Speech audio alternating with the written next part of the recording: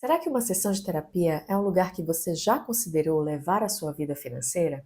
Será mesmo que você já venceu o tabu de falar sobre dinheiro em uma sessão com um terapeuta, com o seu analista, de forma a refletir sobre como as suas emoções e a qualidade das suas relações interferem na sua vida financeira, bem como a sua vida financeira tem interferido na qualidade das suas emoções e na qualidade das suas relações? Eu sou Sara Matos, eu sou psicóloga, atuo em consultório com a prática clínica com foco de trabalho em psicologia financeira e também dou aulas e faço vivências para que cada vez mais pessoas possam compreender o impacto do dinheiro no seu mundo interior e também como o mundo interior impacta na vida financeira. E esse é o podcast O Dinheiro Está no Divã, em que a gente reflete sobre dinheiro no olhar da psicologia, como se a gente estivesse numa sessão de terapia. Eu quero começar o nosso papo hoje falando um pouco sobre compras por impulso. Eu recebo muito, né, em atendimento, em consulta, pessoas que têm uma vida financeira bem mais desorganizada, não porque essa pessoa realmente não ganhe muito bem, não porque essa pessoa olhe e diga eu tenho problemas de vício em jogos, ela não tem psicologicamente nada muito impactante. Mas ela chega no final do mês, ela diz para onde foi o meu dinheiro. E quando ela olha o extrato financeiro, olha o extrato bancário, de cartão de crédito, ela começa a perceber que, aquele chocolatinho que ela comprou, aquele sapato, aquela roupa, aquela coisa a mais que ela foi lá e comprou, bagunçaram por completo a vida financeira. O nome dessas compras são as compras por impulso. E eu fui uma pessoa kamikaze o suficiente para me propor a ficar 60 dias sem compras por impulso. Entre novembro e dezembro, que é para ficar mais animado, no meio de uma Black Friday com Natal, presentes e tudo mais, eu disse, eu vou segurar todas as minhas compras por impulso.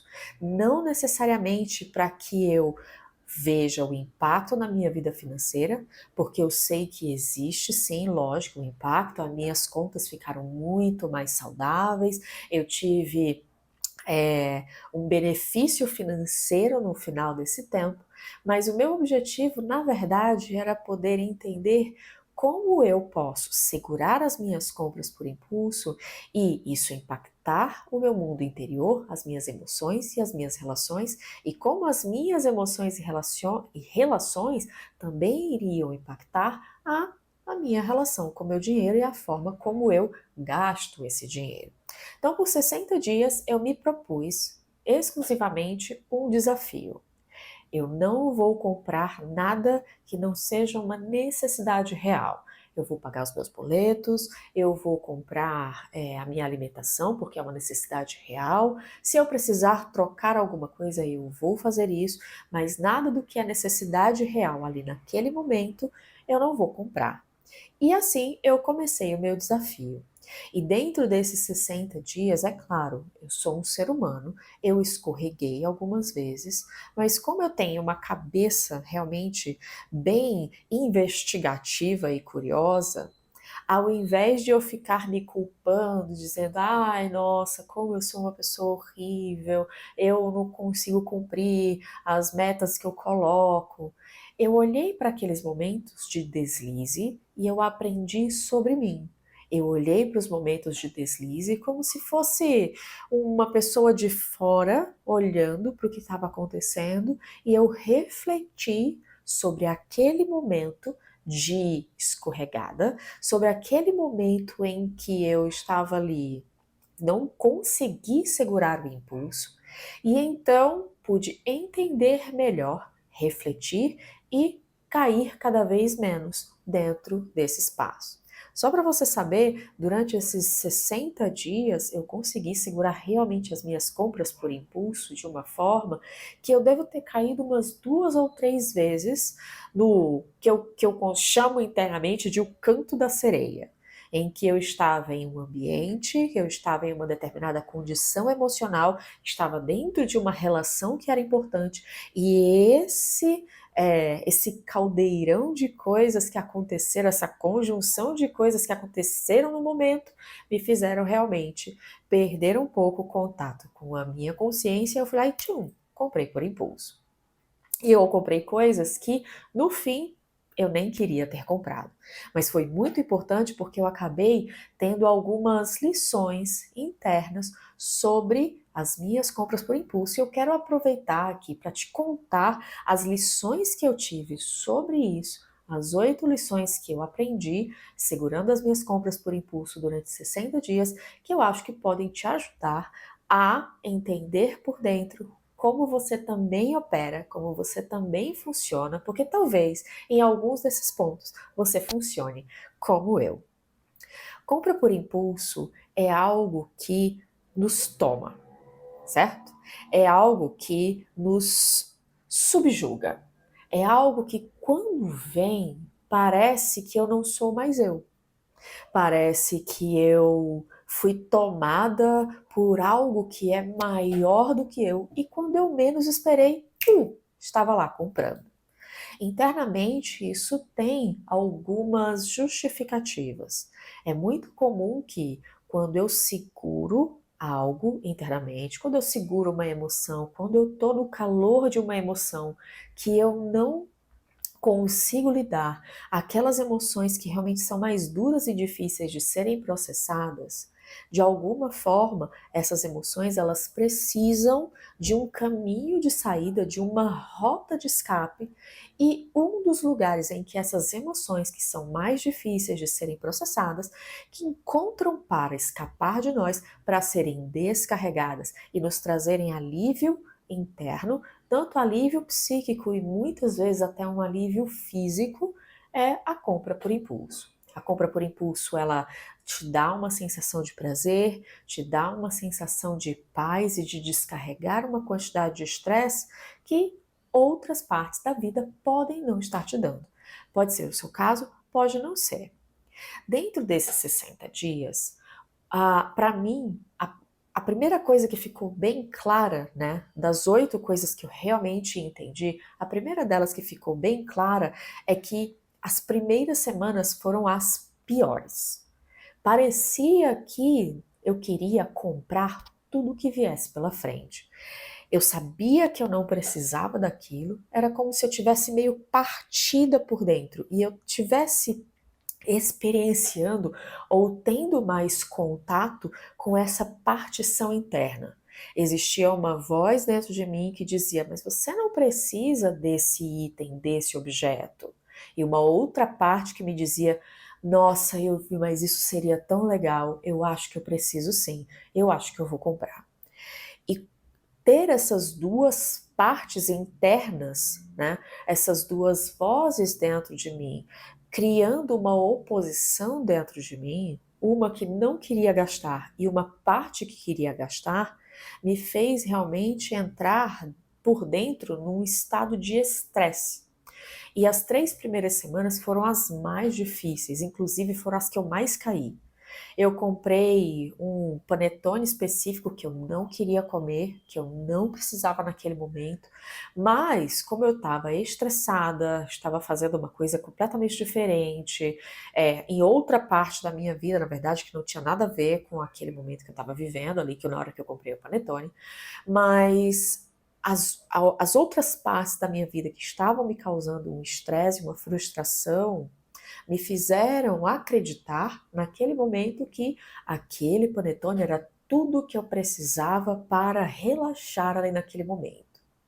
E quando eu comprei, né, que no momento me veio o relaxamento e 30 minutos depois do relaxamento eu comecei, puxa, não precisava disso. Eu comprei e eu nem queria. Tô com o panetone aqui debaixo do braço e eu nem quero comer. Eu nem acho ele assim tão gostoso mais. Essas 3 primeiras semanas, ter esse contato com essas duas vozes, essas duas partes internas opositoras, me criaram uma tensão tão grande que foi muito mais difícil segurar. Eu me senti muito bem porque eu só escorreguei 2 vezes. Eu me senti realmente uma mulher vitoriosa porque durante 3 semanas eu só escorregar 2 vezes, sendo que eu poderia e tive vontade e desejo de escorregar muito mais, eu achei uma vitória. Mas depois que passou essas 3 semanas, a coisa ficou mais tranquila. Parece que essa tensão, ela deu uma relaxada, como se eu tivesse entrado num estado de compreensão de que essas tensões são normais, e eu acredito que eu acabei entrando em um processo de resiliência, que foi outra coisa que eu aprendi dentro desse processo sobre mim. Quando eu consigo resistir, e eu consigo resistir com consciência, sabendo que eu estou resistindo, eu consigo desenvolver resiliência à frustração. Por que que há frustração? Porque tem uma parte minha que quer seguir para um caminho, uma outra parte que quer seguir para outro, e independente do que eu decida fazer, eu vou me sentir frustrada. Se eu segurar as compras por impulso, essa outra parte que quer comprar vai se frustrar. E se eu comprar por impulso, essa outra parte que quer segurar, que quer realmente ficar sem comprar por impulso, vai se frustrar. E eu comecei a entender que quanto mais eu segurava esses opostos, quanto mais eu tinha consciência dessas duas partes que me puxavam, cada uma ia me puxando para um lado, e eu ficava meio que no meio dizendo, cara, eu vou conseguir resistir. Não é resistir ao impulso, é resistir por dentro a essa tensão entre esses dois opostos. E essa resistência me deu resiliência e aumentou a minha linha de base para a minha percepção e o quanto eu dou conta de frustração, de fazer algo que vai me deixar muito frustrada, porque vai contra uma outra parte dentro de mim. E isso fez uma transformação na minha vida. Aumentar a régua de frustração dentro de nós é uma das tarefas que nós precisamos fazer, porque as nossas compras por impulso, elas costumam estar a serviço de uma frustração, de um estresse, de uma dor, de um sofrimento psíquico que nós passamos durante aquele determinado tempo. Quanto mais eu consigo, de forma consciente, entender o que está acontecendo, mais fácil é de eu resistir e de eu melhorar a minha força interna, o meu freio interno que me ajuda a compreender de uma forma mais consciente, mais racional, talvez, mais lógica, o que é que está acontecendo e olhar para dentro e realmente sentir essas duas partes opostas, cada uma puxando para um lado, e no final eu dizer assim, tá tudo bem, eu vou resistir a elas e eu vou continuar seguindo o meu caminho, me deu um patamar completamente diferente sobre como lidar com as frustrações, não só pelas compras por impulso, mas também por outras partes da vida. Depois das 3 semanas deu uma suavizada e realmente foi muito mais tranquilo chegar até o final do período. Inclusive até hoje eu ainda estou sobre o efeito desses 60 dias. Eu estou realmente muito orgulhosa de mim, de conseguir, por exemplo, entrar no shopping e dizer eu só preciso comprar isso e eu comprar apenas isso e nada mais e não ficar com uma conversa interna que justifica, mas só aquilo ali, mas não vai fazer falta aquilo ali. Eu tenho mais resistência a esses processos interiores. Uma outra coisa que também veio, a terceira coisa que veio a partir de tudo isso, é que eu descobri que as minhas compras por impulso, elas não são sobre mim. Elas normalmente são sobre o outro, sobre como o outro me vê, sobre como o outro me percebe e não só sobre uma descarga emocional de algum estresse que eu esteja vivendo ali. E essa percepção me veio pelo meu segundo deslize, que foi, eu faço aula de desenho. O meu professor de desenho me falou que seria bom, quem sabe, né? Não era obrigatório, mas eu poderia ter um lápis XYZ. Eu não precisava do lápis. Eu não estou usando o lápis porque eu estou num processo ainda muito básico da aula de desenho, mas eu fui lá e comprei.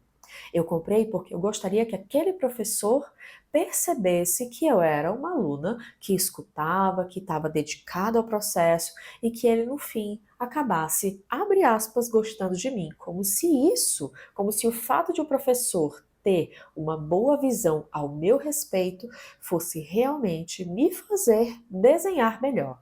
Como eu cheguei nessa conclusão? Refletindo sobre os motivos e as motivações interiores pelas quais eu havia quebrado pela segunda vez a minha decisão de segurar as minhas compras por impulso e só comprar aquilo que era necessidade real. Eu consegui me convencer que ouvir o professor e comprar aquele item era uma necessidade real, mas assim que eu comprei, eu disse: eu não precisava, não era real. O material que eu já usava era suficiente para eu poder realizar o meu trabalho na aula de desenho da forma como eu já precisava. Então, as minhas compras por impulso, elas diziam muito menos sobre mim e muito mais também sobre como eu gostaria que o outro me visse dentro desse processo. A quarta coisa que eu percebi dentro desses 60 dias é que a compra por impulso me desconecta de mim. Quando eu tenho uma decisão que eu sei que é benéfica para mim, que vai me trazer benefícios e vai transformar a minha vida financeira em algo mais saudável e que eu tenha realmente o controle sobre aquilo, que eu seja senhora da minha vida financeira, a partir do momento em que eu entro numa compra por impulso, eu estou me desconectando de mim. Eu estou me conectando, na verdade, com outras partes que existem dentro de mim, mas que não fazem parte da minha consciência e do meu desejo consciente de realizar e de ser uma pessoa com uma vida financeira mais saudável e mais adulta. E quando eu comecei a perceber que, juntando com a outra descoberta de que uma compra por impulso é sobre o outro, não é sobre mim, e que por causa disso a compra por impulso me faz desconectar de mim mesma, para eu me conectar e ser a pessoa que eu acho que eu tenho que ser para ser bem quista, para ser bem avaliada, para ser bem vista por uma outra pessoa, eu caí em mim. E eu disse: será mesmo que bagunçar a minha vida financeira para receber do outro uma validação, uma avaliação positiva, um joinha, é realmente motivo o suficiente para eu bagunçar essa vida? Eu acredito que não. E eu comecei a perceber que a forma como o outro me enxerga fala sobre o outro, sobre o que habita dentro do outro, sobre as necessidades do outro. E as minhas compras por impulso não vão alterar isso. Eu comprar um sapato, uma roupa, um lápis que seja, para que a outra pessoa me avalie de forma positiva e tenha uma imagem positiva de mim, não altera em nada a forma como realmente aquela pessoa me vê.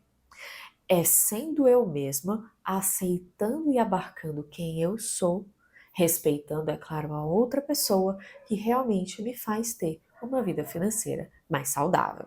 Essa foi uma conclusão que eu cheguei, que eu olhei assim, gente do céu, realmente as minhas compras por impulso, elas estão me desconectando de quem eu sou. Eu compro coisas que eu olho e digo, eu não vou usar isso, nem combina comigo. Meu, onde que eu tava com a cabeça quando eu comprei isso aqui? Eu me desconectei de mim, me conectei com a visão que o outro quer de mim, e aí eu comprei por impulso. Foi muito importante para mim perceber isso, inclusive para poder começar um processo de transformação interna, de aceitar quem eu sou e esperar que, a partir do momento em que eu me aceito e eu me amo, eu também me abro para que o outro me veja como eu sou, e se for, né, do agrado dele, se for necessário para ele, se for saudável para ele, se for preciso, ele também vai me aceitar como eu sou, como eu posso olhar para ele e aceitá-lo como é. E assim a gente criar uma relação a partir de uma honestidade, de uma verdade de quem nós realmente somos. A quinta coisa que eu aprendi é que segurar as minhas compras por impulso me sobrecarregou em outras partes da minha vida.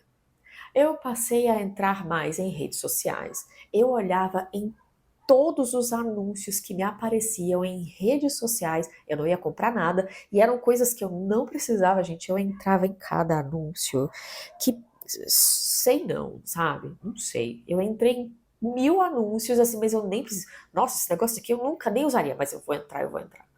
Porque esse impulso que estava indo para as compras, essa energia psíquica que acabava se esvaindo para a compra por impulso, precisava de um novo caminho. E assim eu comecei a entender cada vez mais o que é que ela falava sobre mim. E precisei trabalhar cada uma dessas coisas também. Então, entre o Natal e o Ano Novo, eu desinstalei todas as mídias sociais e fiz um auto detox sobre as mídias sociais, sobre a quantidade de tempo, fiz uma reflexão interior dos motivos pelos quais eu estava tanto tempo dentro das redes sociais, eu reduzi a quantidade, por exemplo, de TV que eu assistia e passei mais tempo, inclusive, em ócio. Eu comecei a perceber que eu tirei a compra por impulso e eu comecei a preencher o meu tempo e a jogar essa energia de impulso para outras áreas da vida e parecia que a minha vida estava sempre lotada de coisas para fazer, porque eu não tinha um tempo de parar e descansar. Isso foi muito importante para eu entender o que estava acontecendo dentro de mim. Uma sexta coisa que eu realmente também entendi nesses 60 dias é que compra por impulso, para mim, teve um ciclo vicioso que tinha sido formado ao longo do tempo e dentro das reflexões que eu fiz, né? Ah, eu quero, nossa, me veio esse negócio aqui para comprar. Mas, gente, por que eu quero comprar isso? O que isso vai me fazer de bem? O que isso vai me fazer feliz? O que isso fala sobre mim? O que isso fala sobre o outro? E dentro das reflexões que eu fiz, eu entendi o ciclo vicioso que a compra por impulso estava me colocando. Porque essa compra por impulso, ela estava colocando a minha felicidade no processo de compra apenas. Se eu estou comprando, eu sou feliz. Se eu não compro, eu não sou feliz. E eu comecei a entender pequenas felicidades da vida em outras partes da minha vida. Eu encontrei uma felicidade em conversar com as pessoas, eu entendi sobre sentir felicidade de partilhar momentos que não envolviam o processo de compra, como vamos no shopping se encontrar, vamos tomar um sei lá das quantas.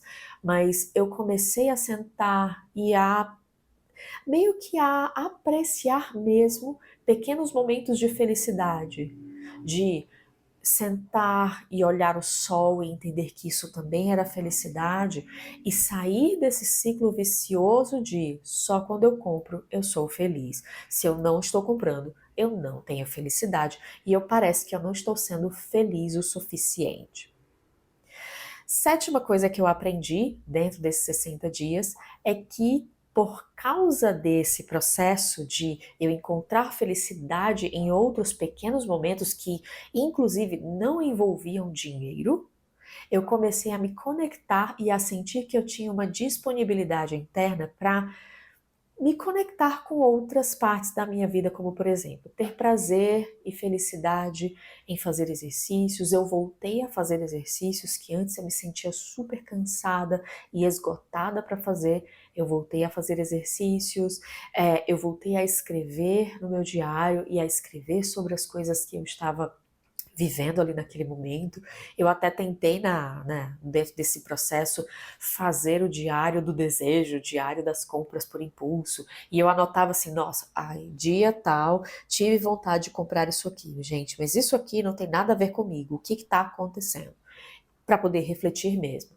Mas foi muito importante entender que a minha felicidade também pode ser pulverizada e ser encontrada em outras áreas da vida, em pequenos momentos que são mais simples mesmo, como brincar com os meus bichinhos de estimação, como conversar com o meu marido, como ligar para familiares e conversar com pessoas que realmente fazem parte da minha vida.